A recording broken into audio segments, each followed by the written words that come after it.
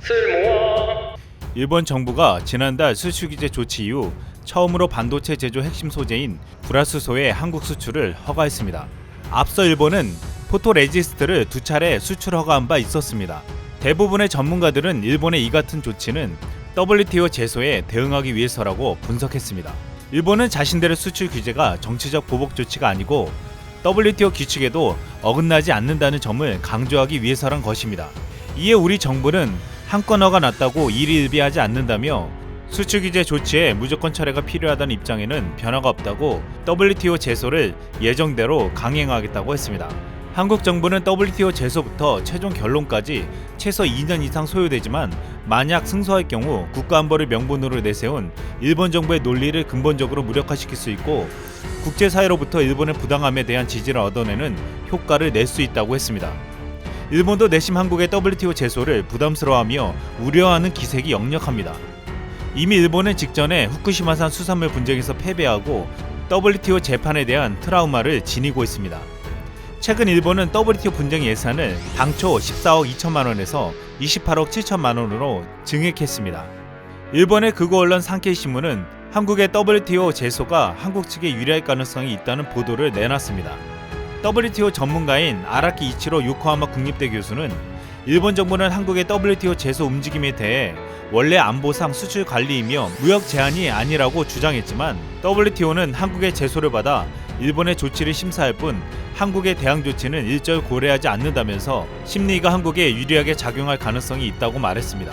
또한 일본이 군사적용 우려가 있는 물품을 규제하는 관세 및 무역에 관한 일반협정 21조 예외 규정 역시 안보상 이유가 빈약할 수 있다고 했습니다.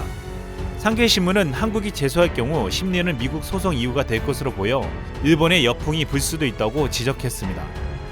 일본이 지금 한국과의 WTO 소송을 두려워하는 이유가 있습니다.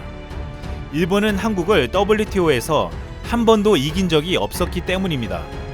WTO에 따르면 한일 간 분쟁 사안은 모두 6건으로 이 중 분쟁이 마무리된 3건은 모두 한국의 승리로 끝났습니다. 한국은 2004년 일본의 김수입 쿼터 제철폐가 부당하다며 일본 정부를 WTO에 제소했습니다. 이 사안은 일본이 2006년 한국산 김수입을 대폭 늘리기로 하고 한국이 제소를 취하하면서 한국의 승리로 끝났습니다. 2006년 1월에는 일본이 하이닉스 디램에 27.2%의 상계 관세를 부과하면서 디램 분쟁이 불거졌습니다. 한국은 WTO 제소에 최종 판정에서 승소했고 일본은 관세를 철폐해야만 했습니다.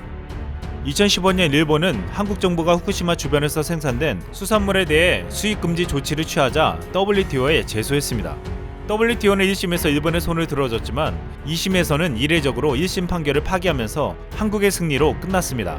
1심 때 일본은 승리한 후 스가 관방장관은 한국은 WTO의 결정을 무겁게 받아들여야 한다면서 한국의 수입을 재개하라고 했습니다.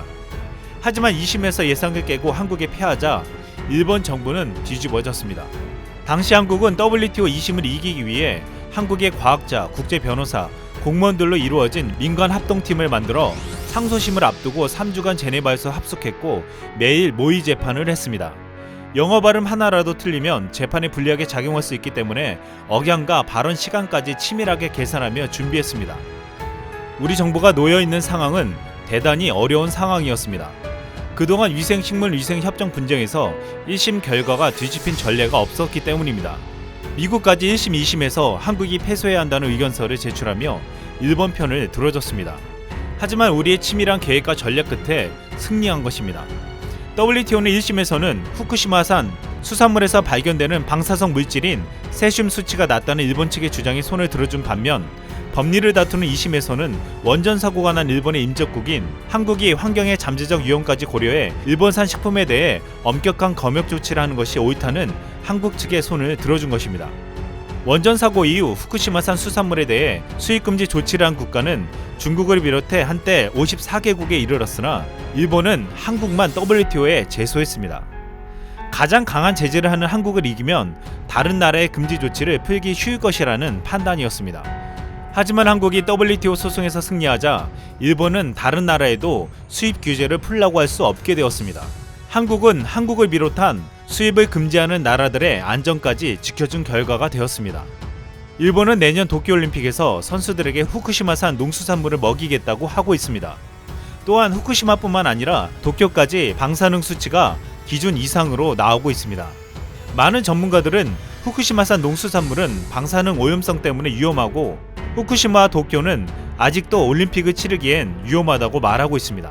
한국 정부는 일본의 경제 도발 이후 일본 방사능의 위험성을 압박하며 국제사회에 공론화시키고 있습니다. WTO 승소에 이어 도쿄올림픽 위험성에서 한국은 또다시 전세계 안전을 지켜야 할 의무를 지녔는지 모릅니다. 이상 쓸멍이었습니다.